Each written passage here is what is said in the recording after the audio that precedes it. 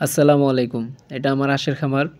এখানে ৮ টা হাঁস আছে। এর ভিতরে ২ টা হাঁসি এবং ৬ টা হাঁসা। তো ভাবতেছি এখান থেকে ৪ টা হাঁসা পরিবর্তন করে আমি ৪ টা হাঁসি নিয়ে আসবো। তো কারো সাথে যদি এক্সচেঞ্জ করতে পারি তাহলে সবচেয়ে ভালো হবে।